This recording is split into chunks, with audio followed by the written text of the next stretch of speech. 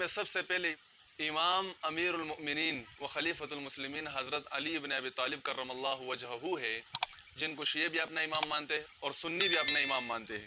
ابن ملجم نے حضرت علی رضی اللہ تعالیٰ عنہ کو شہید کرایا 40 سنہ ہجری، اور کہا جاتا ہے کہ حضرت علی رضی اللہ تعالیٰ عنہ کا مزار اور قبر مبارک وہ عراق میں ہے، نجف میں۔ تو حضرت علی رضی اللہ تعالیٰ عنہ تو پیغمبر کے داماد بھی ہے، صحابی بھی ہے، اور ان کی فضیلت تمام امت مسلمہ کے ہاں مسلم ہے، کسی کا اس میں اختلاف نہیں ہے ان کی جو فضیلت ہے۔ لیکن شیعہ وہ اس کو پہلا امام مانتے ہیں، اور سنی وہ اس کو چوتھا خلیفہ مانتے ہیں، اور صحابی مانتے ہیں، پیغمبر کا داماد مانتے ہیں۔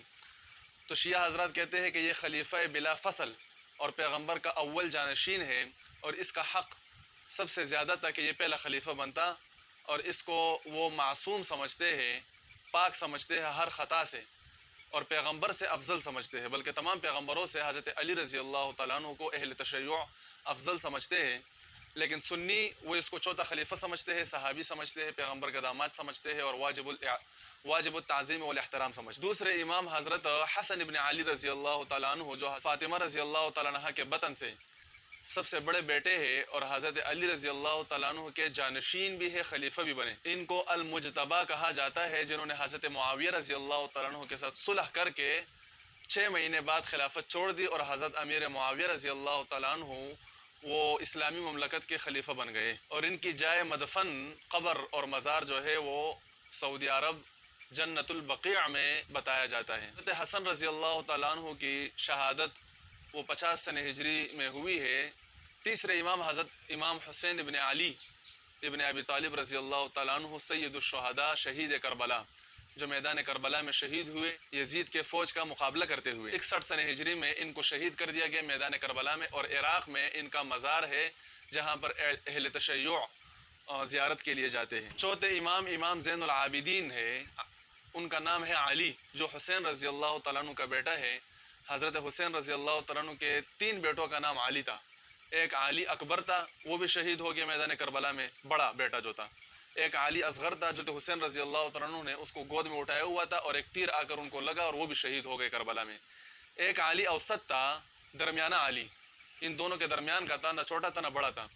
11 سال عمر تھی، بیماری کی وجہ سے یہ جنگ کربلا میں شرکت نہ کر سکا تو بچ گیا۔ اس کو امام زین العابدین کا لقب مل گیا۔ زین العابدین عبادت گزاروں کی زینت، کہا جاتا ہے کہ یہ دن میں 1200 رکعت نفل پڑھتے تھے اور بہت زیادہ عبادت کرتے تھے، جس کی وجہ سے ان کو امام زین العابدین کہا جاتا ہے۔ 95 سنہ ہجری میں کہا جاتا ہے کہ ان کو اس وقت کے خلیفہ نے زہر دے کر شہید کرا دیا، اور جنت البقیع میں ان کا مدفن ہے، مزار ہے ان کا۔ پانچویں امام امام محمد باقر، محمد نام ہے ان کا، جو امام زین العابدین کا بیٹا ہے، اور باقر کا معنی پاڑنے والا۔ کہا جاتا ہے کہ ان کا علم بھی بہت زیادہ تھا، اور علم کے ساتھ ساتھ تقوی اور طہارت بھی بہت زیادہ تھی، جس کی وجہ سے ان کو باقر کا لقب دیا گیا۔ شیعہ اور سنی تمام طبقات کے ہاں یہ فقیہ ہے اور مجتہد ہے۔ 114 سنہ ہجری میں وفات ہو گئے، جنت البقیع میں ان کا قبر۔ چھٹے امام ہے امام محمد کے بیٹے، امام باقر کے بیٹے، امام جعفر صادق۔ جعفر نام ہے اور صادق لقب ہے، صادق کا معنی سچا، تو سچائی کی وجہ سے بہت مشہور تھے، جس کی وجہ سے ان کا لقب الصادق ہو گیا۔ اور کہا جاتا ہے کہ یہ حضرت امام ابو حنیفہ رحمۃ اللہ علیہ کی کلاس فیلو تھے، اور یہ دونوں حضرت امام باقر کے شاگرد تھے، یعنی اپنے والد کے شاگرد تھے امام جعفر صادق۔ 148 سنہ ہجری خلیفہ منصور کے حکم سے ان کو زہر دیا گیا اور ان کو شہید کرایا گیا، اور جنت البقیع میں ان کا قبر ہے۔ 7ویں امام ابو الحسن موسیٰ الکاظم، کاظم کا معنی ہے غصہ پینے والا، تو یہ بہت زیادہ نرم دل اور حلم اور بردباری کے حامل تھے، جس کی وجہ سے ان کو موسیٰ کاظم کہا جاتا تھا۔ 183 سنہ ہجری میں وفات ہو گئے، اور بغداد عراق میں ان کا مزار ہے، وہاں پر ان کی قبر ہے۔ 8واں امام جو ہے وہ امام موسیٰ کاظم کا بیٹا ہے، امام علی رضا، علی بن موسیٰ الرضا۔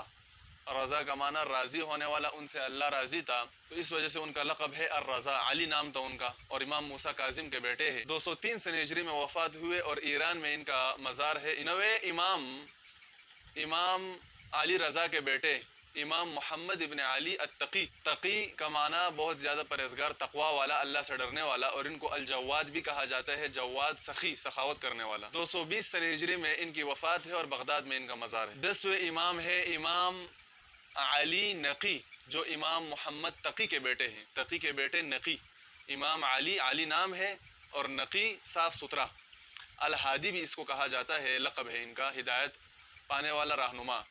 امام علی النقی الہادی، امام محمد تقی کے بیٹے، 254 سن ہجری میں ان کی وفات ہے اور عراق میں ان کا مزار ہے۔ 11واں امام جو امام علی نقی کا بیٹا ہے، امام حسن عسکری، امام ابو محمد حسن ابن علی العسکری، یہ 11واں امام ہے، 260 سن ہجری میں ان کی وفات ہے اور عراق میں ان کا مزار ہے۔ 12ویں امام ہے امام محمد ابن الحسن ابو القاسم المہدی۔ تو یہ 12واں جو امام ہے تو اہل تشیع کے نزدیک یہ بچپن میں غائب ہو گئے، جس کی وجہ سے ان کو امام غائب کہا جاتا ہے، سر من رآ میں غائب ہو گئے۔ اور شیعوں کا عقیدہ یہ ہے کہ پوری دنیا کا نظام یہی سنبھال رہے ہیں محمد ابن حسن عسکری، جس کو وہ امام مہدی کہتے ہیں، امام غائب بھی کہتے ہیں، اور الحجہ بھی ان کو کہا جاتا ہے، اور کہتے ہیں کہ یہی پوری دنیا کا نظام سنبھال رہا ہے لیکن غائب ہے ابھی۔ قیامت کے علامات میں سے ایک علامت یہ ہوگی کہ ان کا ظہور ہوگا اور پھر یہ پوری دنیا میں عدل اور انصاف قائم کریں گے۔ اور بعض شیعوں کا عقیدہ یہ ہے کہ قرآن جو ہے یہ نامکمل ہے، مکمل قرآن انہی کے پاس ہے، امام مہدی کے پاس۔ وہ آئیں گے، اور وہ کب آئیں گے؟ کہتے ہیں کہ حضرت علی رضی اللہ تعالیٰ عنہ آسمان میں بیٹھے ہوئے ہیں، تو جب تک وہ ان کو اجازت نہیں دیتے وہ یہ ظاہر نہیں ہوں گے، غائب ہوں گے۔ جب حضرت علی آسمان سے ان کو اجازت دے دے تو پھر یہ ظاہر ہوں گے اور دنیا میں حکومت خلافت قائم کریں گے۔